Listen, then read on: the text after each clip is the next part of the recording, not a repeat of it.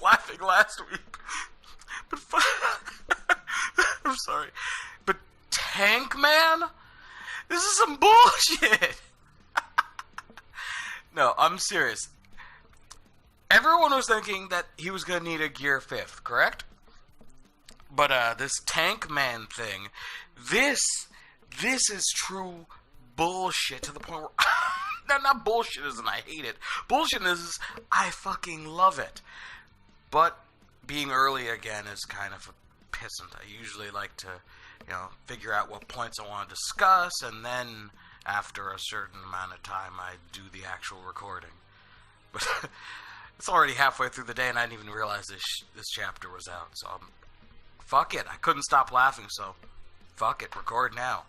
Either way, this shit is fucking hilarious. But, actually, I'm kind of glad that this chapter came out today, because there's one thing I want to say. I know a lot of people gave Luffy shit, or gave Oda shit, about how Luffy was eating the Biscuit Soldiers. And yeah, the start of the chapter went through what a lot of people thought happened, with Nami softening the biscuits with her rain, actually showing us that. But that's not what I'm talking about. I want to talk about how people just don't like the fact that he's eating it instead of overpowering Cracker like he has been previously. That's the thing, though. Rather than previously, I'd like to say that's more recently. Now, remember back to the time when One Piece was gearless. How did Luffy beat half of his enemies? Crocodile, probably the best way to put it. He beat them using silly ways that he came up with on the spot based off of his enemies' weaknesses. He hasn't done that recently because he just has a lot of fucking power. But Tank Man takes what I was thinking about earlier today and the brute strength and puts it together to the point where you can see how the cleverness that Luffy brought earlier on in the series, mixed with the brute strength he's gained more previously, works together in a way that's not just well and awesome, but it's true to what the series has always been. People might have forgotten that because it's been a long time since he's done anything other than get lost in terms of whimsical shit. But Luffy is Luffy for a reason.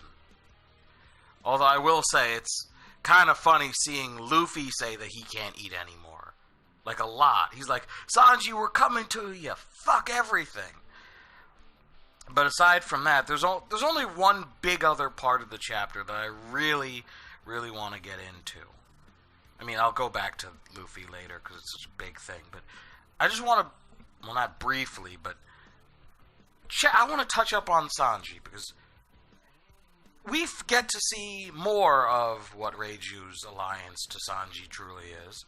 And if anything, yes, she's staying true to not just what we've seen previously, but what we saw last week as well, with her being the healing person that she's the nurse, basically. She's his personal nurse. And it would be a lot more fun if she wasn't his sister.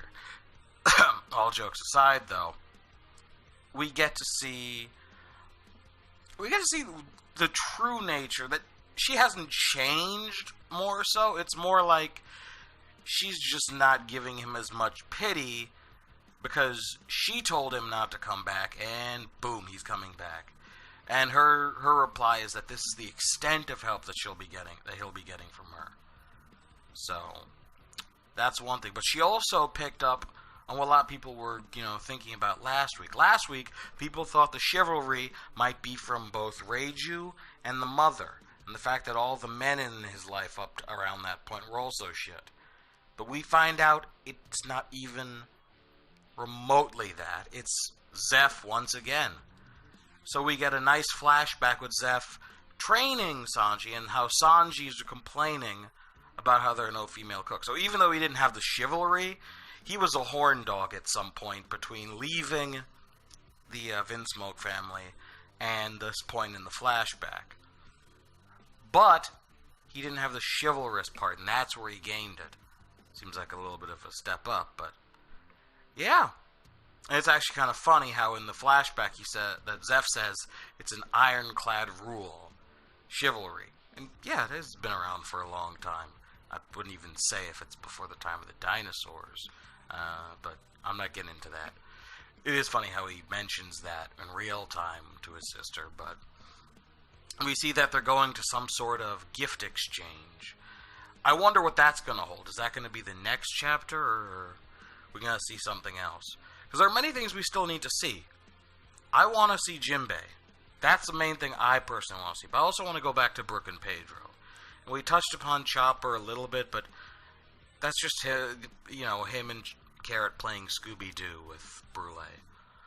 Other than that, I have to say, going back to Tank Man, it's what we really needed. Like, another variant of Gear 4. Because, Gear 2 and Gear 3, they actually did have small variants here and there.